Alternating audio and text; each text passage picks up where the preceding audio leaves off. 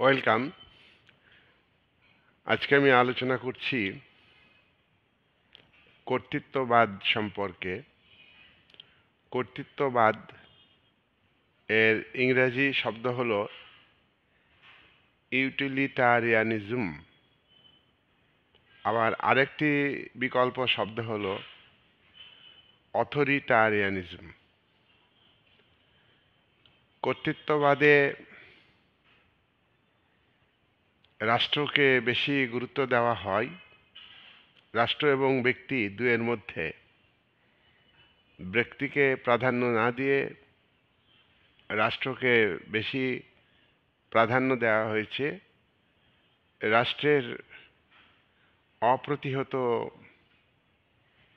ক্ষমতা, রাষ্ট্রের অপ্রতিহত শক্তি প্রয়োগের ব্যবস্থা কর্তৃত্ববাদে স্বীকার করা হয়। কর্তৃত্ববাদ এটা একটা তত্ত্বের উপর ভিত্তি করেই গড়ে উঠেছে। এটা ভাববাদী যে তত্ত্ব, আদর্শবাদী তত্ত্ব, রাষ্ট্রের প্রকৃতি সম্পর্কে একাধিক তত্ত্ব আছে। উদারনীতিবাদী তত্ত্ব আছে, সামাজিক চুক্তি মতবাদ আছে, জৈব মতবাদ আছে, আদর্শবাদ বা ভাববাদ আছে, নৈরাজ্যবাদ আছে, মার্ক্সবাদ আছে। বিভিন্ন অ্যাঙ্গেল থেকে, বিভিন্ন দৃষ্টিভঙ্গি, বিভিন্ন তত্ত্ব রাষ্ট্রের উদ্ভব, রাষ্ট্রের বিকাশ, রাষ্ট্রের কার্যাবলী, রাষ্ট্রের উদ্দেশ্য ব্যাখ্যার ক্ষেত্রে আমরা দেখতে পাই।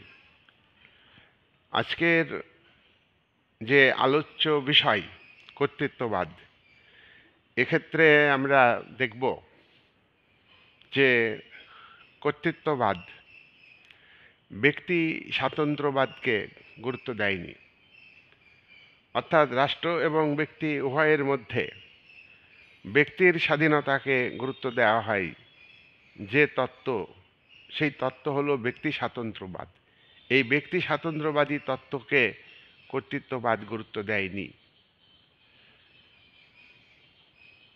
কর্তৃত্ববাদ উদারনীতিবাদ যেখানে ব্যক্তির একাধিক স্বাধীনতাকে স্বীকার করা হয়েছে, যেখানে সম্পত্তির উপর ব্যক্তি মালিকানাকে স্বীকার করা হয়েছে, সেই উদারনীতিবাদকে কর্তৃত্ববাদ গুরুত্ব দেয়নি। কর্তৃত্ববাদের বৈশিষ্ট্যে উদারনীতিবাদের বৈশিষ্ট্য নেই। কর্তৃত্ববাদ, মার্ক্সবাদ শ্রেণী সংগ্রাম, শোষিত, বঞ্চিত, সর্বহারা শ্রেণী সংগ্রামের মাধ্যমে রাষ্ট্র ক্ষমতা দখল করবে এবং রাষ্ট্রীয় মালিকানা প্রতিষ্ঠিত হবে, সমাজতান্ত্রিক ব্যবস্থা প্রতিষ্ঠিত হবে। এই মার্ক্সবাদকে কর্তৃত্ববাদ স্বীকার করেনি, অনুসরণ করেনি। কর্তৃত্ববাদ জৈব মতবাদকে কিছুটা স্বীকার করেছে। নৈরাজ্যবাদী যারা রাষ্ট্রকে ধ্বংস করতে চাইছে, রাষ্ট্র একটা ক্ষতিকর প্রতিষ্ঠান, রাষ্ট্র একটা বিপজ্জনক প্রতিষ্ঠান, সেই রাষ্ট্রীয় শক্তিকে কৃত্রিমভাবে শক্তি প্রয়োগ করে, বল প্রয়োগ করে যারা ধ্বংস করতে চান, তারা হলো নৈরাজ্যবাদী। প্রুধো, বাকুনিন, ক্রপটকিন এরা নৈরাজ্যবাদী দার্শনিক, চিন্তাবিদ। এদের বক্তব্যের দ্বারা কর্তৃত্ববাদ প্রভাবিত হয়নি। কর্তৃত্ববাদ প্রভাবিত হয়েছে ভাববাদী দার্শনিক, আদর্শবাদী দার্শনিক। কাদের বলে? যারা রাষ্ট্র এবং ব্যক্তি এই দুয়ের মধ্যে রাষ্ট্রকে বেশি হাইলাইট করেছেন। ব্যক্তির স্বাধীনতা, ব্যক্তির অধিকার, ব্যক্তিত্বের বিকাশ একমাত্র রাষ্ট্রের মধ্যে থেকে সম্ভব।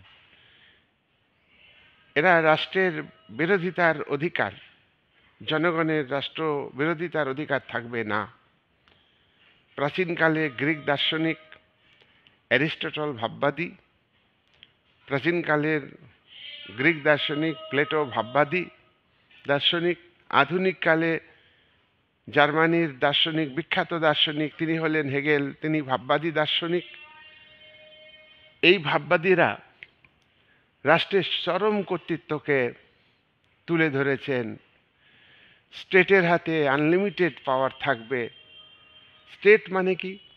স্টেট হচ্ছে একটা বিমূর্ত ধারণা। স্টেটের যে গভর্নমেন্ট বা সরকার, রাষ্ট্রের পরিচালক, সরকার বিমূর্ত, রাষ্ট্রের নামে চরম ক্ষমতা, অ্যাবসলিউট পাওয়ার, এই পাওয়ারটাকে গভর্নমেন্ট প্রয়োগ করে এবং স্টেট তথা গভর্নমেন্টের হাতে চরম ক্ষমতা থাকবে।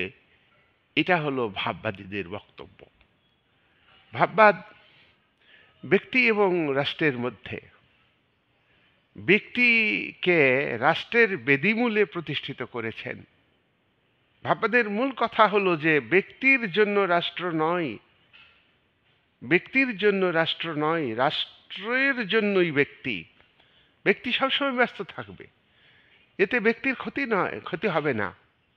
ব্যক্তির ব্যক্তিত্বের বিকাশের দায়িত্ব, ব্যক্তির অধিকার দেওয়া, অধিকার রক্ষা, ব্যক্তির অধিকার পাওয়া, ব্যক্তির স্বাধীনতা পাওয়া, ব্যক্তিত্বের বিকাশের জন্য যে স্বাধীনতা, সবটাই স্টেট দেবে ব্যক্তিকে। তাহলে ব্যক্তির ক্ষতি কি? ব্যক্তি সবসময়ই রাষ্ট্রকে ফলো করবে। ভাববাদী দার্শনিক হেগেল তিনি বলছেন যে এই মর্তভূমিতে রাষ্ট্রের আবির্ভাবের অর্থ হলো ঈশ্বরের পদক্ষেপ। ঈশ্বর আবির্ভূত হয়েছেন, আর রাষ্ট্রের যিনি শাসক, যিনি বা যারা সেই শাসক বা শাসক শ্রেণী, তিনি হলেন গডের রিপ্রেজেন্টেটিভ, গডের হয়ে কাজ করছেন। সুতরাং জনগণ স্টেটের, গভর্নমেন্টের বিরোধিতা করার অর্থ হলো ঈশ্বরের বিরোধিতা করা। ঈশ্বর সর্বশক্তিমান, স্টেট সর্বশক্তিমান, সর্বদোষ মুক্ত। স্টেট কোনো অন্যায় করতে পারে না। স্টেট হচ্ছে একটা গড ঐশ্বরিক প্রতিষ্ঠান, তাই অন্যায় করবেন না।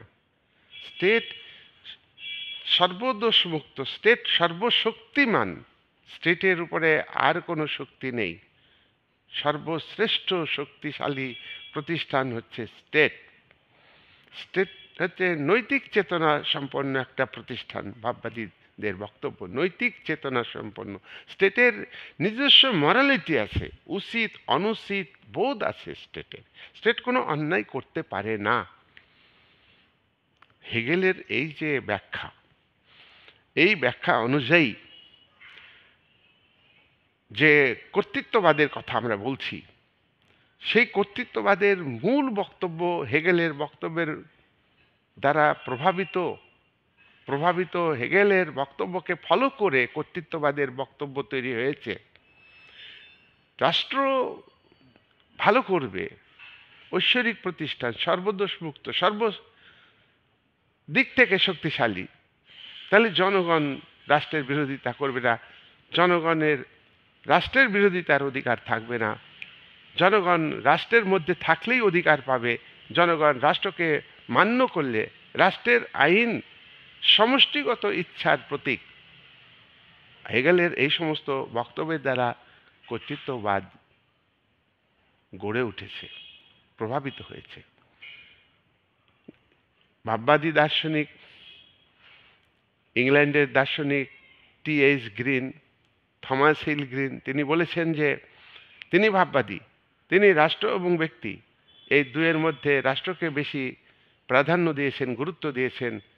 কিন্তু গ্রিন বলছেন যে রাষ্ট্রের শাসক তারা মানুষ, তারা রক্ত মাংসের তৈরি মানুষ, তারা ভুল করতে পারে, তারা ইচ্ছাকৃত ভুল করবে না, অনেক সময় অনিচ্ছাকৃতভাবে ভুল করতে পারে। সেই ভুলটা ধরিয়ে দেওয়ার দায়িত্ব, কর্তব্য হলো জনগণের। রাষ্ট্রের বিরোধিতার অধিকার গ্রিন স্বীকার করেননি, কিন্তু রাষ্ট্রের সরকার যদি কোনো ভুল করে সেই ভুলটা সংশোধন করে দেওয়ার দায়িত্ব কিন্তু জনগণের আছে। এটা কর্তব্য জনগণের, এটা অধিকার নয়। সুতরাং গ্রিনের এই বক্তব্যের দ্বারাও কর্তৃত্ববাদ প্রভাবিত হয়েছে। তাহলে আজকে আমরা কর্তৃত্ববাদ কাকে বলে বলবো? কর্তৃত্ববাদ হচ্ছে যে মতবাদ রাষ্ট্রের চূড়ান্ত ক্ষমতাকে স্বীকার করে, রাষ্ট্রের শাসকের হাতে চরম ক্ষমতা দিতে চাই। সরকার এবং জনগণ এই দুটি ভাগে রাষ্ট্রের জনগণ বিভক্ত। রাষ্ট্রের জনগণ দুটি ভাগে বিভক্ত কর্তৃত্ববাদ অনুযায়ী। একদিকে শাসক রুলার, অন্যদিকে হচ্ছে জনগণ। জনগণ অন্যদিকে হলো শাসিত, শাসিত হলো সাধারণ মানুষ। তাহলে এই যে সরকার সমস্ত কিছু পর্যালোচনা করবে, সিদ্ধান্ত নেবেন। জার্মান দার্শনিক, ভাববাদী দার্শনিক বোসাঙ্কেত বলেছেন, সরকার যে কোনো ডিসিশন নিতে পারবে, সরকার যে কোনো পরিস্থিতিকে পর্যালোচনা করতে পারবে। তাহলে স্টেটের হাতে চরম ক্ষমতা রয়েছে। যাই হোক, ভাববাদীদের বক্তব্যের দ্বারা প্রভাবিত হয়ে কর্তৃত্ববাদকে তৈরি করা হয়েছে। এই কর্তৃত্ববাদী শাসনে দুটি মূল ব্যাপার রয়েছে। একটা হলো স্টেট হলো চরম ক্ষমতার অধিকারী, আর এই চরম ক্ষমতা স্টেটের শাসক রুলার জনগণের উপরে প্রয়োগ করবে। জনগণ দুটি ভাগে বিভক্ত, একটা শাসক, জনগণের মধ্যে থেকেই রাষ্ট্রের শাসক তৈরি হবে। শাসকের একচেটিয়া ক্ষমতা থাকবে। আমরা কর্তৃত্ববাদের উদাহরণ হিসাবে বলতে পারি যে দ্বিতীয় বিশ্বযুদ্ধের আগে স্পেনে যে গৃহযুদ্ধ হয়েছিল 1936 সালে, যে গৃহযুদ্ধে স্পেনের জেনারেল ফ্রাঙ্কোকে, মিলিটারি সেনাপ্রধানকে হিটলার, জার্মানির নাৎসিবাদী পার্টির লিডার এবং জার্মানির রাষ্ট্রনায়ক হিটলার সমর্থন করেছিলেন এবং এই গৃহযুদ্ধে অংশ নিয়েছিলেন। মুসোলিনি অংশ নিয়েছিলেন। এরা সবাই কর্তৃত্ববাদী। হিটলার জার্মানিতে যে শাসন কায়েম করেছিলেন সেটা কর্তৃত্ববাদ। তবে সাধারণভাবে যে কর্তৃত্ববাদের মধ্যে বৈধতা থাকবে। রাষ্ট্রের যে ক্ষমতা, পাওয়ার, সেই পাওয়ারের মধ্যে শুধু যদি বল প্রয়োগ থাকে সেটা হবে ধ্বংসমূলক, সেটাকে জনগণ বৈধ বলে মনে করবে না, তার মধ্যে কর্তৃত্ববাদ থাকবে না। কর্তৃত্ববাদে বৈধতা থাকবে, তবে কর্তৃত্ববাদে শক্তি প্রয়োগের একটা বিশেষ ব্যবস্থা থাকে। রাষ্ট্র সর্বদোষ মুক্ত। রাষ্ট্র সরকার তাকে জনগণ বিরোধিতা করতে পারবে না। অর্থাৎ কর্তৃত্ববাদে জনগণের যে রাজনৈতিক বিরোধিতা, সেই বিরোধিতা করতে পারবে না। আমরা মিশরের নাসেরকে শাসক হিসাবে কর্তৃত্ববাদী শাসক বলতে পারবো, হিটলারকে, মুসোলিনিকে, ফ্রাঙ্কোকে, এরা সবই হচ্ছে কর্তৃত্ববাদী সরকারের দৃষ্টান্ত। তাহলে কর্তৃত্ববাদী হচ্ছে স্টেট পাওয়ারকে গুরুত্ব দেয়, ব্যক্তির স্বাধীনতাকে গুরুত্ব দেয় না, ব্যক্তির রাজনৈতিক বিরোধিতাকে অস্বীকার করে। সুতরাং এই কর্তৃত্ববাদ উদারনৈতিক গণতন্ত্রের বিরোধিতা করে। কর্তৃত্ববাদ এখানে মার্ক্সবাদের যে শোষিত বঞ্চিত মানুষ, তারা তাদের অধিকার, তাদের স্বাধীনতা সংগ্রামের মাধ্যমে কেড়ে নেবে, এই বিষয়কে কর্তৃত্ববাদ স্বীকার করে না। কর্তৃত্ববাদ যেটা সবথেকে বেশি গুরুত্ব দিয়েছে, ভাববাদী যে দর্শন, ভাববাদী যে ব্যাখ্যা, অর্থাৎ ব্যক্তি এবং রাষ্ট্র, এই দুয়ের মধ্যে ব্যক্তিকে প্রাধান্য দেওয়া, রাষ্ট্রের শাসককে বেশি গুরুত্ব দেওয়া, শাসকের অধীন ব্যক্তিকে প্রতিষ্ঠিত করা, রাষ্ট্রের অধীন ব্যক্তিকে প্রতিষ্ঠিত করা, ব্যক্তির স্বাধীনতা, ব্যক্তির অধিকার সবটাই রাষ্ট্রের বেদিমূলে প্রতিষ্ঠিত করা, গণমাধ্যমের যে স্বাধীনতা সেটাকে অস্বীকার করা, রাজনৈতিক বিরোধিতা মানে সরকারের সমালোচনা করার অধিকার জনগণের থাকবে না কর্তৃত্ববাদে। সরকার পরিবর্তনে জনগণের ভূমিকা থাকবে না। গণমাধ্যমের কোনো স্বাধীনতা থাকবে না। নিরপেক্ষ এবং স্বাধীন গণমাধ্যমকে কর্তৃত্ববাদে অস্বীকার করা হয়। কর্তৃত্ববাদে তোমার নিরপেক্ষ বিচার ব্যবস্থা, স্বাধীন ও নিরপেক্ষ বিচার ব্যবস্থা থাকবে না। কর্তৃত্ববাদে একাধিক রাজনৈতিক দলব্যবস্থা থাকবে না। কর্তৃত্ববাদে একাধিক রাজনৈতিক দলের মধ্যে অবাধে নির্বাচনের ব্যবস্থা থাকবে না। কর্তৃত্ববাদে মানুষের যে অর্থনৈতিক জীবন, মানুষের সামাজিক জীবন সবটাই রাষ্ট্রের শাসক অ্যাবসলিউটলি কন্ট্রোল করবে। তাদের উপরে একচেটে আধিপত্য থাকবে অর্থনৈতিক ক্ষেত্রে, রাজনৈতিক ক্ষেত্রে, সামাজিক সব ক্ষেত্রে। ব্যক্তি তার তার যে অবাধ যে স্বাধীনতা, ব্যক্তির যে সম্পদের ভোগের ক্ষেত্রে স্বাধীনতা, চলাফেরার ক্ষেত্রে স্বাধীনতা, সমবেত হওয়ার ক্ষেত্রে স্বাধীনতা, কোনো কিছুতেই রাষ্ট্রের নিয়ন্ত্রণের কোনো কিছুই রাষ্ট্রের নিয়ন্ত্রণের বাইরে থাকবে না। যাই হোক, আজকে কর্তৃত্ববাদের যে ভিডিও, প্রথম ভিডিও, তোমরা এটা দেখতে থাকবে। আমি পরের ভিডিও কর্তৃত্ববাদের উপরে আলোচনা করব। এটা ক্লাস 11-এ আছে এবং এটা বিএ মেজর সিলেবাসে আছে। এটা নেট যে পরীক্ষা সেখানে আছে, ইউপিএসসি, ডাব্লিউবিসিএস সব জায়গাতেই এটা গুরুত্বপূর্ণ। এই ভিডিও তোমরা দেখতে থাকো।